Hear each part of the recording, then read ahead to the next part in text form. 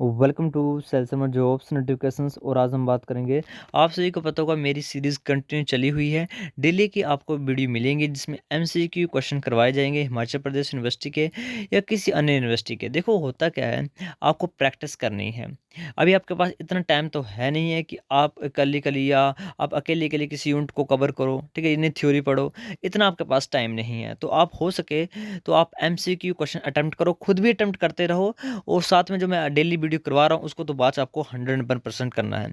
जो भी क्वेश्चन मैं आपको करवाऊंगा उसके रिलेटेड जितने भी क्वेश्चन बनते हैं मैं आपको साथ में वीडियो में बताता चलूंगा। बाकी आपको खुद कोशिश करनी है कि जो भी क्वेश्चन बना हुआ है उससे रिलेटेड मैं क्वेश्चन खुद अटेम्प्ट कर लूँ। मान लीजिए क्वेश्चन आया है, what the scientific name of sea pen.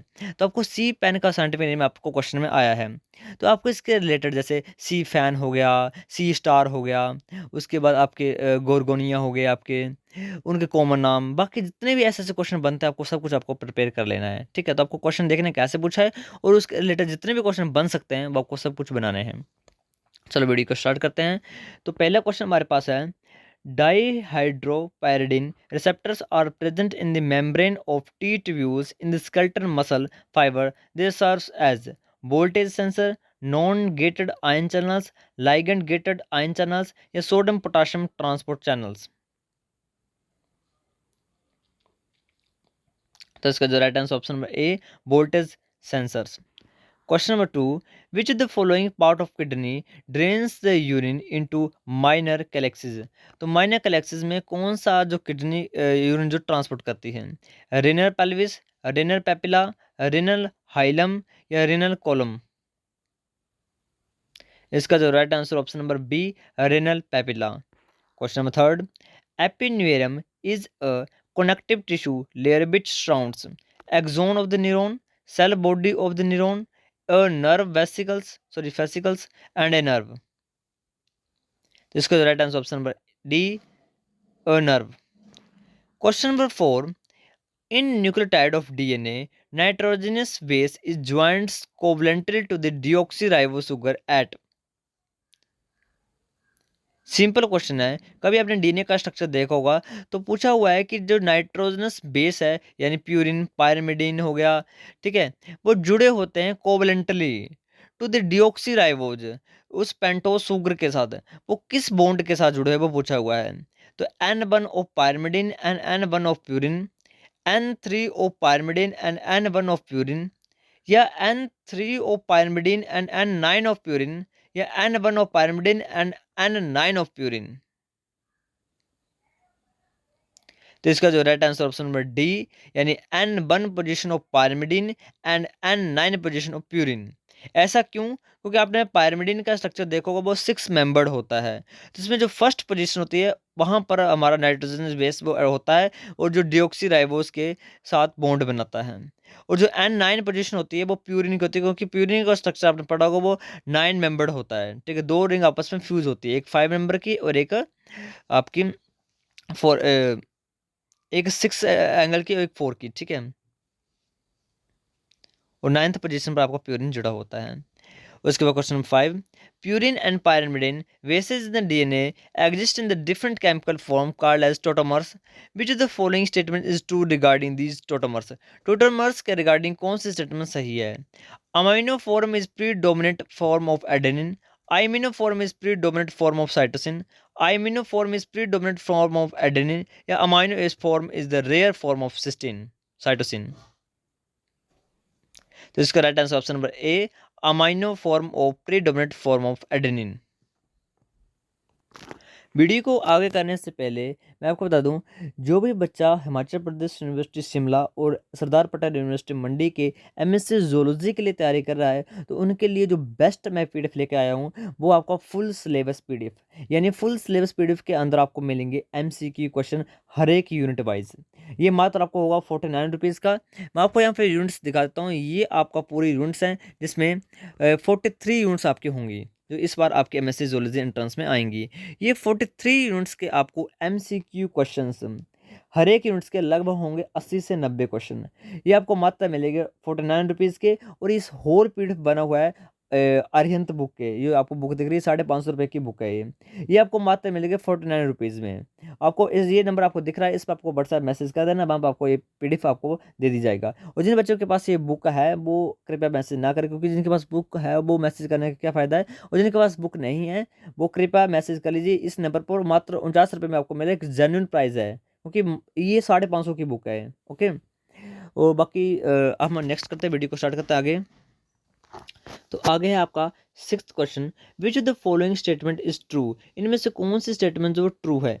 A DNA has a left handed double helix structure, V DNA has a left handed double helical structure, Z DNA has a left handed double helical structure, या Z DNA has A right handed double helical structure. इनमें से कौन सी statement सही पूछी है। तो question number 6 का right answer option number C, Z DNA has a left handed double helical structure, क्योंकि बाकी जितने भी DNA हैं वो राइट हैंडेड हैं, ओनली एक एक्सेप्शन है, वो है Z DNA। Question number 7, which of the following is not a cornerstone in the nucleosome. इनमें से कौन सी कोर स्टोन नहीं है। H1, H2A, H3, NH4। बहुत इजी क्वेश्चन है। आपने कभी भी स्टोन ऑक्टामर का स्ट्रक्चर पढ़ा है तो ये 4 स्टोन होती हैं और ये डबलेट के फॉर्मेट में होती है। एक इनमें से एक ऐसी स्टोन है वो कैसे होती है, कोर स्टोन नहीं होती है, वो एक लिंकर स्टोन होती है। मैं आपको एक क्या बोलते हैं हिंट दे रहा हूँ, लिंकर स्टोन। तो इनमें से कौन से लिंकर स्टोन है। तो इसका राइट आंसर ऑप्शन नंबर ए, H1, क्योंकि H1 आपकी लिंकर स्टोन है, कोर स्टोन नहीं है। Question number 8, nuclear laminin. आपने पढ़ा होगा न्यूक्लियस के अंदर लैमिनिन प्रोटीन होती है। तो nuclear laminin are type 2 intermediate filament, type 3 intermediate filament, type 4 intermediate filament, या टाइप 5 इंटरमीडिएट फिलामेंट है। तो इंटरमीडिएट फिलामेंट पर कौन सी है ये। तो ये टाइप 5th इंटरमीडिएट फिलामेंट है। Okay, question number 9, which the following is not a motor protein. इनमें से कौन से मोटर प्रोटीन नहीं है। Dynein, kinesin, myosin, actin. आप एलिमिनेशन मेथड लगा सकते हो। मोटर पूछा है तो मायोसिन तो मोटर प्रोटीन है। डाइनिन आपने पढ़ा होगा, ये सिलियो फ्लेजिला के स्ट्रक्चर में होता है और ये एक मोटर प्रोटीन है, क्योंकि तभी तो सिलियो बीट कर पा रहा ना। किंसिन, किंसिन ट्रांसपोर्ट में हेल्प करते हैं और एक मेजर मोटर प्रोटीन है। बट एक्टिन, एक्टिन एक मोटर प्रोटीन नहीं है। तो option D is the right answer. Question number 10, which of the following is the best fit as one of the assumptions of the Hardy-Weinberg law। okay, तो इधर पूछा है which of the following is the best fit one of the assumptions of the Hardy-Weinberg law। आपने Hardy-Weinberg principal पढ़ा होगा, जिसमें पूछा गया कि कौन सी स्टेटमेंट फिट बैठ रही है। each genotype in the population mates in the proportion to its frequency, positive assortative mate, negative assortative mate, या inbreeding। तो इसका right answer option number A. Question number 11, which is the following is the genetic basis of cri du chat syndrome. आपने cri du chat syndrome पढ़ा है, ये कौन सी disease है, किस क्रोमोसोम पर होती है। क्वेश्चन लगातार आता रहे, ठीक है। तो deletion of the short arm of chromosome number 5, trisomy of the chromosome number 5, deletion of the short arm of the chromosome number 15, या trisomy of the chromosome number 15। पहले तो याद रखो ये कौन से क्रोमोसोम की डिजीज है। बच्चे बच्चे को पता है ये 5th क्रोमोसोम की डिजीज है। अब लगाओ तुक्का। तो इसका राइट आंसर है deletion of the short arm of the chromosome number 5, ए यानी। Question number 12, during the study of inheritance of 2 linked genes which is the following explanation coupling. कौन सी स्टेटमेंट हमारी कपलिंग को दर्शा रही है यदि हमारी इनहेरिटेंस हो जाए 2 लिंक्ड जीन की। तो ऑप्शन पढ़ लीजिए, मैं सीधा आंसर बताऊंगा इसका right answer option number A. Question number 13, which is the following have a minimum pH value. सबसे कम पीएच वैल्यू, यानी जिसकी ज़्यादा कम पीएच वैल्यू होगी यानी वो ज़्यादा एसिडिक होगा। तो किसकी होती है, बाइल की, गैस्ट्रिक जूस की, सलाइवा की, पैनक्रेटिक जूस की। देखो एलिमिनेशन मेथड आप लगा सकते हो, क्योंकि पैनक्रेटिक जूस हमारा होता है बेसिक अल्कलाइन होता है, तो ये तो होगा नहीं। सलाइवा आपका मॉडरेट लेवल का होता है, यानी एसिडिक तो होता है बट 6.8 तक इसकी पीएच होती है। अब बाइल और गैस्ट्रिक जूस बताओ।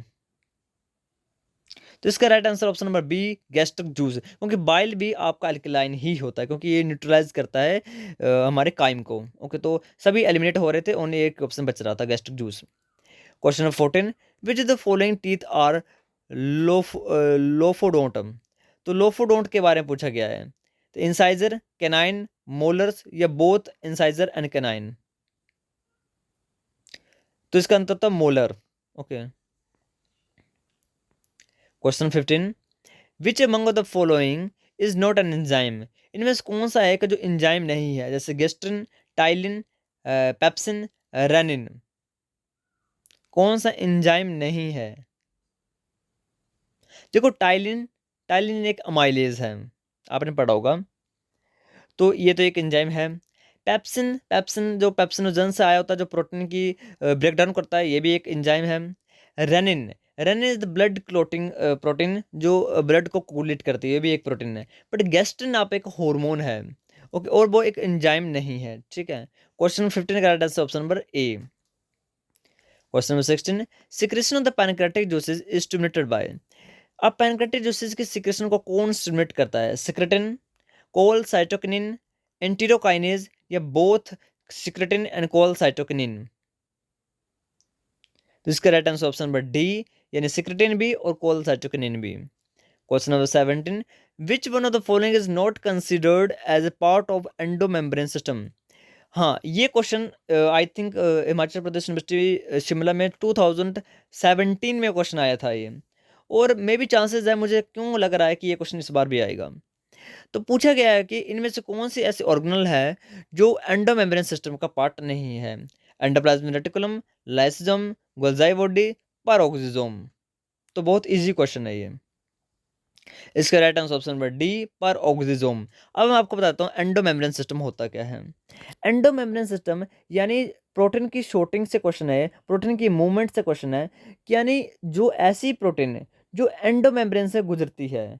इरेग सिस्टम आपने पढ़ा होगा, जिसमें एंडोप्लाज्मिक रेटिकुलम, देन प्रोटीन जाएगी गोल्गी बॉडी में, गोल्गी बॉडी से प्रोटीन जाएगी लाइसोसोम में, और लाइसोसोम से प्रोटीन कई बार एक्सोस्टोसिस करके प्लाज्मा मेम्ब्रेन में चली जाती है।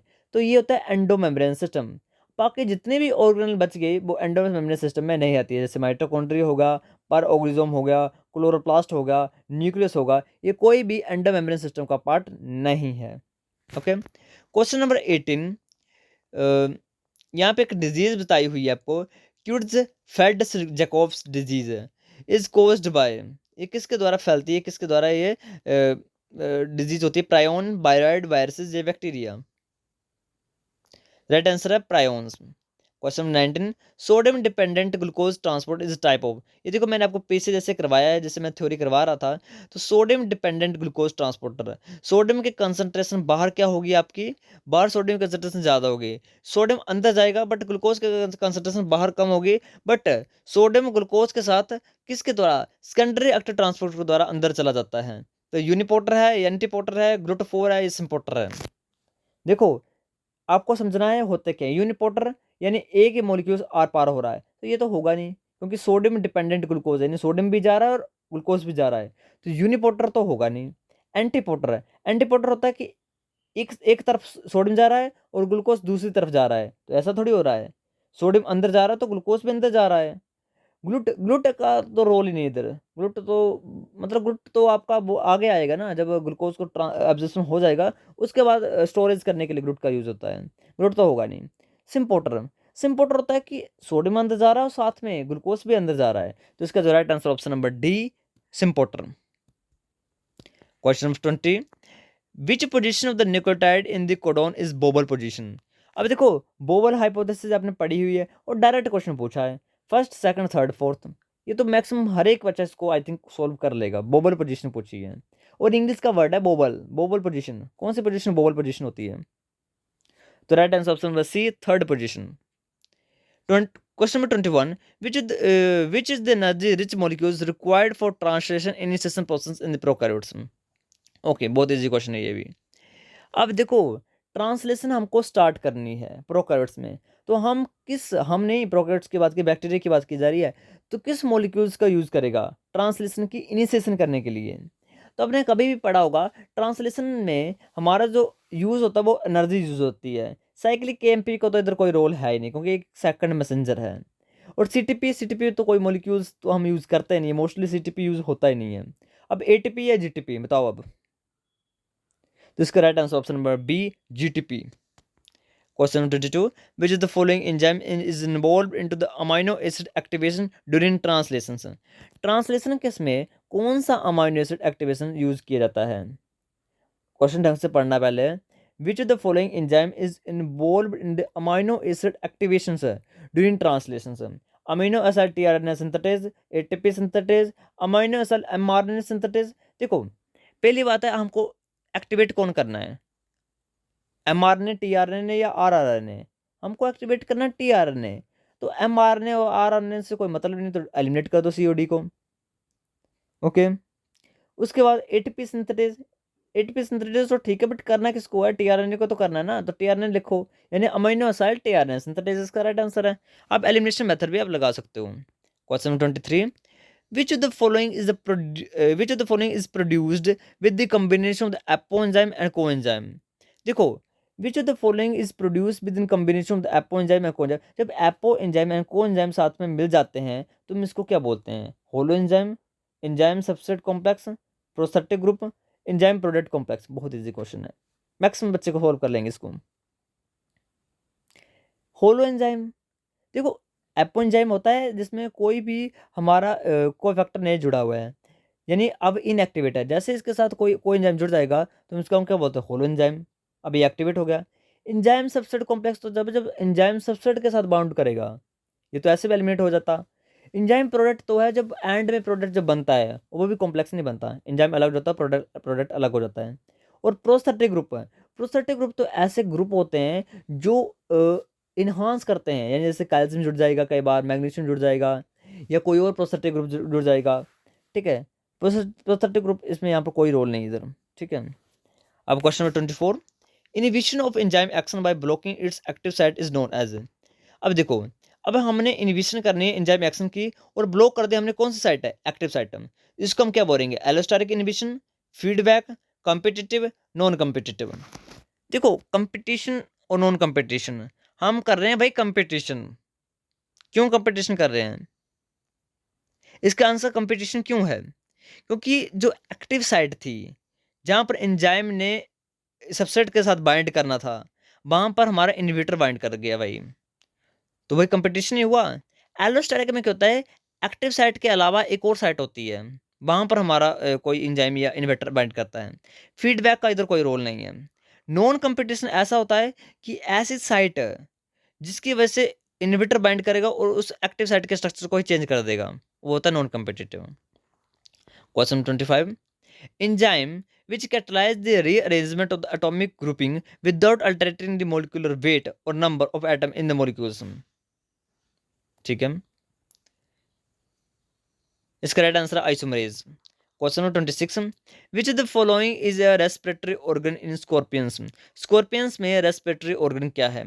बुकगिल, बुकलंग, सीडोट्राके या स्पाइरकल्स? बहुत इजी क्वेश्चन है ये। हिंट देता हूं, बुक गिल्स है या बुक लंग्स है? अब बताओ। इसका राइट आंसर है B option, book lungs. Question number 27, the larval form of paurometabolous insect is. देखो, आपने होलोमेटाबोलस, हेमीमेटाबोलस, पाउरीमेटाबोलस इंसेक्ट पढ़े होंगे। तो लार्वल स्टेज ऑफ पाउरीमेटाबोलस क्या है? लिम्फ है, ट्राइएंगुलिन है, कैटरपिलर है या मैगोट है? देखो, बाकी ऑप्शन एलिमिनेट कर दो सारे ही, एक ऑप्शन आपके पास बच रहा है, निम्फ। बाकी तो कुछ और लिख दिए इन्होंने। Okay, question number 28, which the following is not a case of termite? इनमें से कौन सा कास्ट जो है टर्माइट की नहीं है? टर्माइट आपने सुनी होंगी, दीमक जिनको हम बोलते हैं, उनमें से बहुत सारा सोशल उनमें भी एक्टिविटी होती है, यानी वर्कर, क्वीन, सब कुछ होता है वहाँ पर। तो क्या चीज़ नहीं होती है? पहला है रेप्लिटेट, वर्कर, नाउस्टे, किंग। आप कहीं किंग को टिक करेंगे? भाई किंग होता है। अब हनी बी का केस मान लो, वहाँ पर क्वीन है तो किंग नहीं है, वहाँ पर ड्रोन है। इधर किंग होता है, किंग भी होता है, क्वीन भी होती है, वर्कर भी होते हैं, नाउस्टे भी होते हैं, बस यहाँ पर रेपलेट ही नहीं होती है। Okay, question number 29, which is the following is not a character of diplopod? इनमें से कौन सा करेक्टर डिप्लोपोड का नहीं है? Right answer option number D, presence of the poisonous claw. उसके बाद A blastomere taken from the developing mollusk embryo is kept in the culture medium. It is observed that it forms the same structure that it would have been formed in the parent's embryo. It also undergoes the same number of division as precise in the same time as it would have done in the present embryo. This is case of a regulative determination, mosaic determination, sensitive determination या induced determination. देखो induced तो है नहीं, अब regulative है, ये Mosaic है, sensitive भी नहीं है। सेंसिटिव होता है आपका ड्रोसोफिला मेलानोगास्ट्रा में, ठीक है। इसमें रेगुलेटिव होगी या मोजाइक होगी, अब बताओ। मैंने दो ऑप्शन भी एलिमिनेट कर दिए हैं। केस पढ़ लीजिए, बहुत इजी केस बोला इन्होंने, मतलब वो उसी मीडियम में रह रहा जिसमें वो पहले था, उसका कोई भी इन्फ्लुएंस नहीं हो रहा है उसका बाकी से, तो वो कैसे डेवलपमेंट है? तो वो मोजाइक डेवलपमेंट है। मोजाइक क्यों है? क्योंकि वो ऑटोनोमस स्पेसिफिकेशन कर रहा है, यानी पहले जो उसके सेल ने डिटर्मिनेशन कर ली है वो कर ली है, अब वो कंडीशन के हिसाब से चेंज नहीं हो रहा है। Question number 31, the secretion of which hormone is inhibited by the hypothalamus during amphibians Metamorphosis. अब एक हार्मोन जो है जो हाइपोथैलेमस के द्वारा रिलीज किया जाता है और उसको हाइपोथैलेमस ही इनहिबिट करता है, तो वो कौन सा है? Prolactin, epinephrine, juvenile hormone, ecdysone. देखो प्रोलैक्टिन और एपिनेफ्रिन तो हार्मोन हमारे हैं, वो एम्फीबियन के हार्मोन नहीं है। जुबलाइन हार्मोन, एक्डाइसोन, इसमें आंसर बताओ। इसका right answer option number D, ecdysone. Question number 32, a regeneration blastema is made up of. A regeneration blastema किसकी बनी होती है? ये बनी होती है mass of dedifferentiated cells. Question number 33. The modern movable frame hive used in the apiculture is based upon the principle of propulsing, living in the society, bee space, protecting bees. So right answer है C, bee space. Question number 34. Which of the following species of the honeybee are used in the apiculture? देखो door साटा तो कभी नहीं होगी, कभी भी door साटा नहीं होगी, क्योंकि हाईली पॉइजनस है और साथ में जंगली है, ये वाइल्ड है, इसको हम कल्टीवेट नहीं कर सकते हैं। तो जहां पर भी डोर साटा है एलिमिनेट कर दो। ऑप्शन ए, ऑप्शन सी तो एलिमिनेट हो गया, तो इसका जो right answer option number D, Apis mellifera and Apis cerana. Question number 35, which is the following is not produce by worker honey bee. कौन सा वर्कर हनी बी के द्वारा प्रोड्यूस नहीं किया जाता है? तो बहुत ज्यादा इजी है ये, इसका right answer option number D, pollen. क्योंकि पोलन को वर्कर हनी बी थोड़ी करते, पोलन तो आपका फ्लावर ही करेगा ना प्रोड्यूस, पोलन को लेके आने का काम करती है, पोलन को प्रोड्यूस तो फ्लावर ही करता है। ये दूसरा था कॉमन सेंस वाला क्वेश्चन।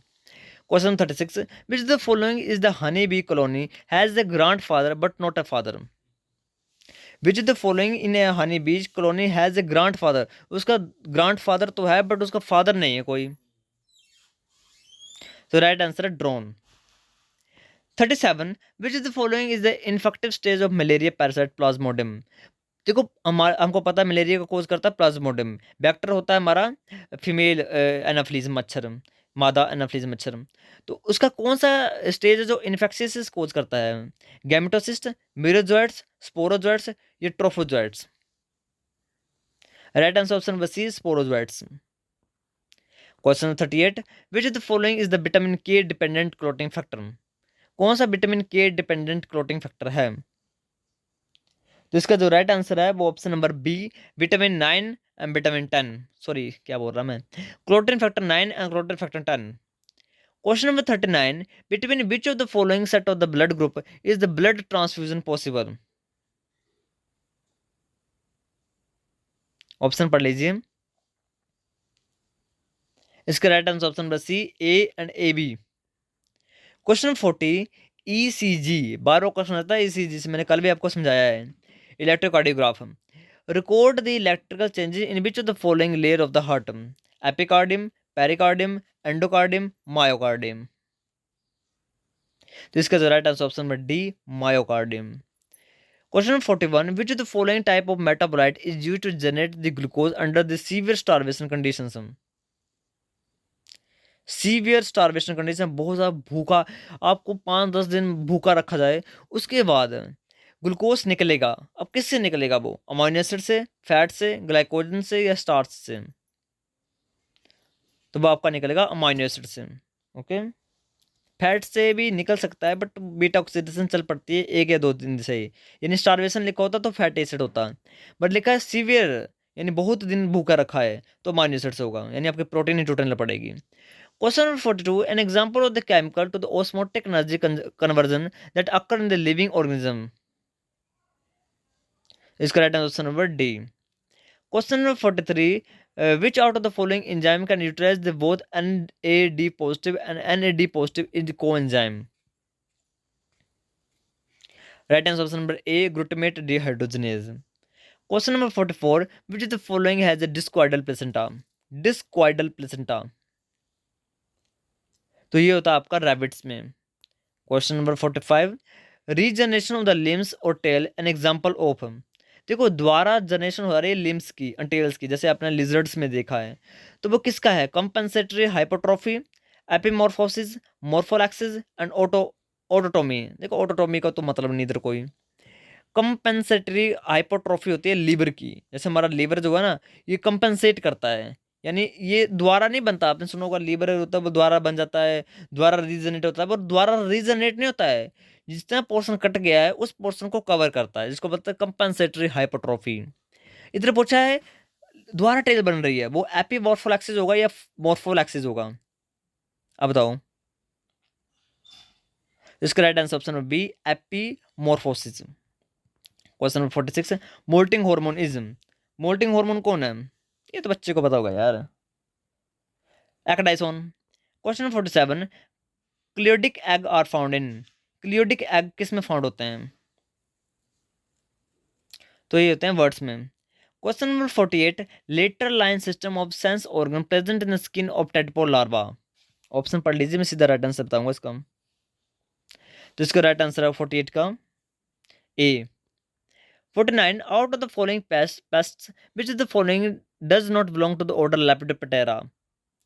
कौन सा पेस्ट लेपिडोप्टेरा से नहीं आता? जैसे ground nut stem borer, maize stem borer, rice stem borer, sugar cane root borer. तो राइट आंसर ऑप्शन नंबर ए।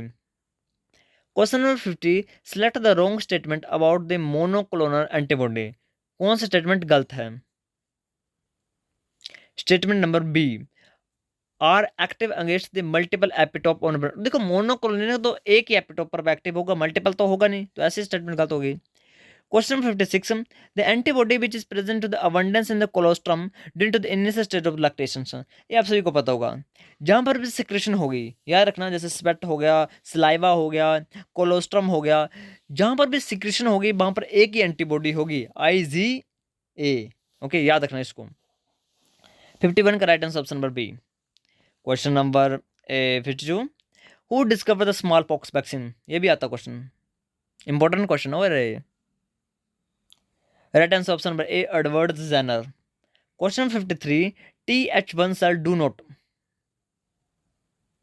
तो उनके पास बाइंड सोल्यूबल एंटीजन नहीं होता है। 54, ऑर्गन ऑफ कोटी is formed by. Organ of कोटी किसके द्वारा बनाया जाता है? देखो कानों में होता है ना ऑर्गन ऑफ कोटी।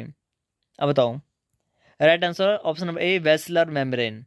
Question number 55, knee jerk in example of which type of reflex. तो ये है monosynaptical reflex arc. Which is the following bind to the FC receptor on the mast cell and basophils. देखो mast cell और basophil आपकी allergen response में help करते हैं। आप बताओ, मैंने हिंट भी दे दिया है। तो इसका right answer option number C, IgE। Question number 57, which is the following component of the innate immune system involve the recognition molecules such as mannose binding lectins, MBL for bacteria and mannose on the surface. तो ये आपके complement system. Question number 58, which of the following component of the innate immune system involve the release of the histamine. तो histamine भी आपका एक allergens है, तो बताओ आप किसके द्वारा रिलीज किया जाएगा ये? तो रिलीज किया जाएगा टिश्यू मास्ट सेल्स से। देखो मास्ट सेल्स, बेसोफिल्स, ये सारे कहाँ हेल्प करते हैं? एलर्जेंस रिस्पॉन्स में। Question number 59, which of the following test is essential for the accurate faecal examination for ova and cysts is. Flotation method. Question number 60, Calabar swelling in symptom of infection of Calabar swelling. तो right answer option number B, loa loa. Question number 61, scrub typhus is due to. Scrub typhus कल भी आया था ये question. तो आपका ये फैलता है ओरेंटिया टस्टुआ गैमोसी स्प्रेड बाय छिगलर यानी माइट लार्वे से। 62, which is the following arthropod borne disease is transmitted by flea. तो राइट आंसर है plague. Question number 63, which is not the characteristics of the r selected species. R selected species ऐसी selected species होती हैं जो अभी अभी newly environment में establish होती हैं और बहुत तादाद में अपनी जनसंख्या देती है, एक बार ही जिंदगी में सेक्स करती हैं और उसके बाद मर जाती हैं। इनको पता है आर्ट सिलेक्शन स्पीसीज, जैसे फिशेज हो गई। जिसका राइट आंसर है आपका option number B, parental care. Parental care तो केस सिलेक्शन में होती है ना, आपने पढ़ी होंगी r selection K selection. R selection ऐसी स्पीसीज होती हैं जो अपने बच्चों के केयर नहीं करते हैं, एक टाइम में मिलियंस में अपनी प्रोजनी दे देते हैं, बाद में वो जिए मरे उनको कोई फर्क नहीं पड़ता है। जैसे फिशेज होगी, एक टाइम में उन्होंने 10-15 हज़ार फिशेज दे देनी है, उसके बाद वो परवाह नहीं करते हैं कि वो जी रही हैं मर रही हैं, उनको कोई मतलब नहीं होता है। But in case of human, case लक्ष्य हमको बोलते हैं क्योंकि हम एक या दो ही बेबी को जन्म देते हैं और उनकी अच्छे से केयर करते हैं, यानी पेरेंटल केयर हमारे में अच्छी होती है। 64, the concept of ecological pyramid by first proposed by.